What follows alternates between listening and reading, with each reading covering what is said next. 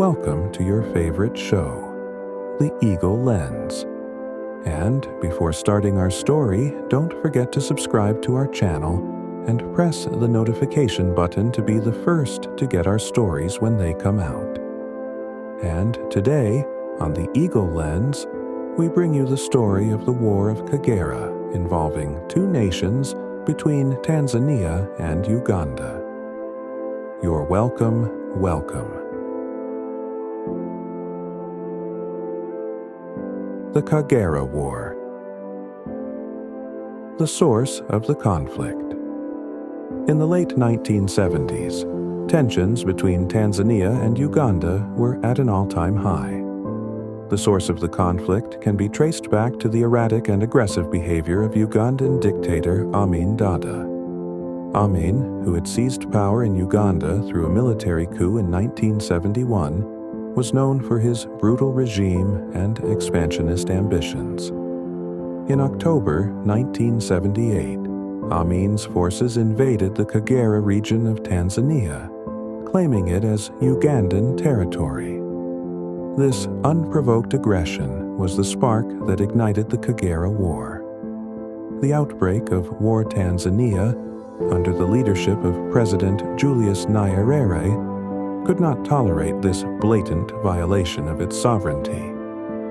Nyerere, a staunch advocate for African unity and peace, decided that military action was necessary to repel the Ugandan forces and restore Tanzania's territorial integrity.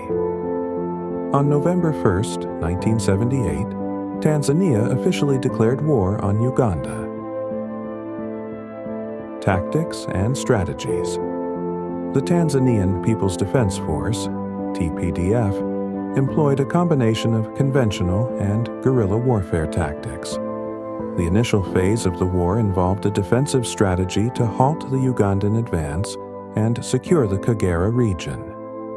Once the Ugandan forces were pushed back, the TPDF launched a counteroffensive into Ugandan territory. One of the key tactics used by the Tanzanian forces was the coordination with Ugandan exiles and dissidents who opposed Amin's regime. This alliance provided valuable intelligence and additional manpower. The TPDF also utilized superior training and discipline to outmaneuver the poorly organized Ugandan troops. The turning point. The turning point of the war came in early 1979 when Tanzanian forces, bolstered by their allies, captured the strategic town of Masaka and then moved towards Kampala, the Ugandan capital. The fall of Kampala on April 11, 1979, marked the collapse of Amin's regime. Amiin fled into exile, first to Libya and then to Saudi Arabia, where he lived until his death in 2003. The end of the war. With the fall of Kampala, the war effectively ended. Tanzanian forces, along with Ugandan rebels, established a new government in Uganda. Yusuf Lule was installed as the interim president, marking the beginning of a new era for Uganda. Impact on Tanzania and Uganda. The Kagera War had significant impacts on both countries. Tanzania.